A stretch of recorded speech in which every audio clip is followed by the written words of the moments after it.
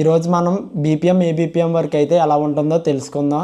ఇంకా మీ ఫ్రెండ్స్కి కూడా షేర్ చేయండి మన ఛానల్ అయితే మాత్రం, వాళ్ళు కూడా తెలుసుకుంటారు ఇన్ఫర్మేషన్ తెలియలేని వాళ్ళు. ఇంకా మన ఛానల్ సబ్స్క్రైబ్ చేసుకోవాల్సిన వాళ్ళు సబ్స్క్రైబ్ చేసుకోండి. డిస్క్రిప్షన్లో మన వాట్సాప్ గ్రూప్ ఇన్స్టాగ్రామ్ లింక్ అయితే ఇస్తాను, అందులో జాయిన్ అయిపోండి.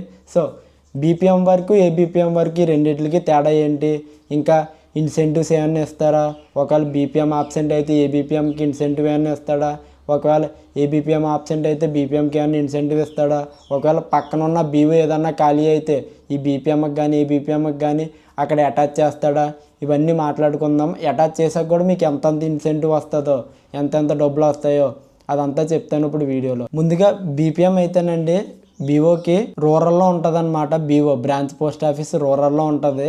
ఎస్ఓ నుంచి, ఎస్ఓ అంటే సబ్ పోస్ట్ ఆఫీస్, అది మండలంలో ఉంటుంది. అక్కడ నుంచి ఒక 10 కిలోమీటర్స్ 15 కిలోమీటర్స్ ఆ రేడియస్లో అయితే ఉంటుంది మీ బీఓ. సో మీకు అటాచ్ ఆఫీస్ ఏంటంటే మీకు ఏ డౌట్లు ఉన్నా, ఏదన్నా సరే మీ దగ్గర నుంచి ఏ ట్రాన్సాక్షన్ అన్నా, ఏ అమౌంట్ అన్నా మీరు ఆ ఎస్ఓలోనే సబ్మిట్ చేయాలి మొత్తం అంతా మీ దగ్గర జరిగి అన్నీ. ఇంక బీపీఎం వరకు అయితే ఎలాగంటే టార్గెట్స్ అండి. ఏ టార్గెట్స్ వచ్చినా సరే బీపీఎం అనేవాడు ఖచ్చితంగా చేయాల్సి ఉంటుంది. టార్గెట్స్ అంటే ఏంటి ఉంటాయి, బాగా ఎక్కువ ఏముంటాయంటే పిఎల్ఐ పోస్టల్ లైఫ్ ఇన్సూరెన్స్ 5 లక్షలు 10 లక్షలు ఇన్సూరెన్స్ చేయించాలంటే నెలకి ఒక 500 1000 అలా ఒక్కొక్క మనిషికి అవుతుందండి. 5 లక్షల పాలసీ అంటే నెలకు ఒక 560 అలా కట్టాలి. అది 5 లక్షలు అంటే నెలలోనే 5 లక్షలు కాదు, అలా కాదు, పాలసీ ప్రకారంగాన. ఇంకోటి ఏంటంటే సుకన్య ఇన్ని ఓపెన్ చేయాలి, ఆర్డీలు ఇన్ని ఓపెన్ చేయాలి, అలాంటి టార్గెట్స్ అవి ఉంటాయండి బీపీఎంకి అయితే మాత్రం. మీరు ఖచ్చితంగా మళ్ళీ చెప్పలేదంటారు, ముందుగానే తెలుసుకొని అయితే జాయిన్ అవ్వండి. బీపీఎం డ్యూటీ అయితే అలాగ ఉంటుంది. ఆఫీస్కి సంబంధించిన ప్రతి రికార్డు మెయింటైన్ చేయాలండి. ఆఫీస్ బుక్స్ ఇవన్నీ ప్రతిదీ మెయింటైన్ చేయాలి. ఐపీబీబీ ట్రాన్సాక్షన్ మెయింటైన్ చేయాలి, మొత్తం అన్నీ మెయింటైన్ చేయాలి. ఒక రికార్డ్ అనేది మెయింటైన్ చేసుకోవాలి, లేదంటే మీకు ఇన్స్పెక్షన్ అయ్యే టైంలో మీరు ఇబ్బంది పడతారండి. మెయిన్ ఇన్స్పెక్షన్ బీపీఎంకే చేస్తారు, ఎందుకంటే బ్రాంచ్ మొత్తానికి హెడ్ మీదే హెడ్, ఆఫీస్ మీదే. సో మీరు అది చూసుకొని అయితే వర్క్ అయితే చేయాలి. టార్గెట్స్ అయితే మాత్రం అండి మన సైడ్ అయితే చాలా అంటే చాలా ఎక్కువ ఇస్తుంటారు, అవి అయితే మనం ఖచ్చితంగా ఫినిష్ చేయాలండి. టార్గెట్లు ఎగ్గొడదామంటే అవ్వదు, కొద్దిగా ప్రెజర్ పెడుతుంటారు. నేను ముందే చెప్తున్నాను ఇవంతాను మీకు.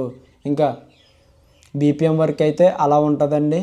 ఇంకా ఒకవేళ ఏబీపీఎం ఆబ్సెంట్ అయితే బీపీఎంకి ఎక్స్ట్రా అలవెన్స్ అనేది ఇస్తారండి, ఖచ్చితంగా ఇస్తారు.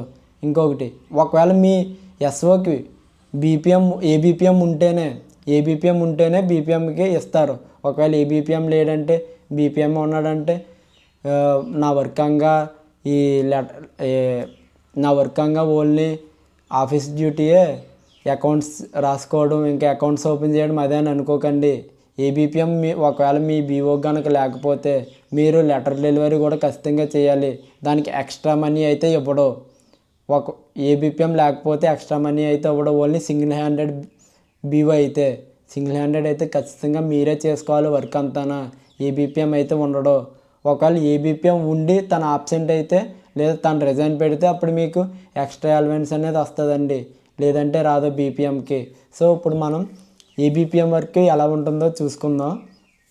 ఏబీపీఎం అనేవాడు వస్తాడు, ఇంకా లెటర్స్ అనేవి ఉంటాయి.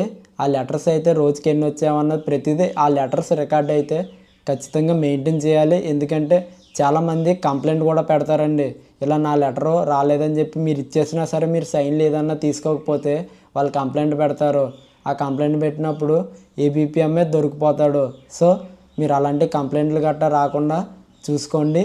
మీరు లెటర్ డెలివరీ చేసేటప్పుడు ప్రతిదీ రికార్డ్ అయితే మెయింటైన్ చేయాలి, ఖచ్చితంగా మెయింటైన్ చేయాలి. అప్పుడప్పుడు బీపీఎంకి టార్గెట్స్లో కూడా హెల్ప్ చేస్తూ ఉండాలండి. మీరు అలా చేయనంటే కుదరదు, ఖచ్చితంగా చేస్తూ ఉండాలి. ఇద్దరు ఒక మాటతోనే వెళ్ళిపోతూ ఉండాలి, లేదంటే మళ్ళీ మీ ఇద్దరి మధ్య ఇబ్బంది వచ్చి అది చాలా దారుణంగా ఉంటుంది. అలా ఏం తెచ్చుకోకండి. ఏబీపీఎం ఇద్దరు కలివిడిగా వెళ్ళడానికే చూడండి.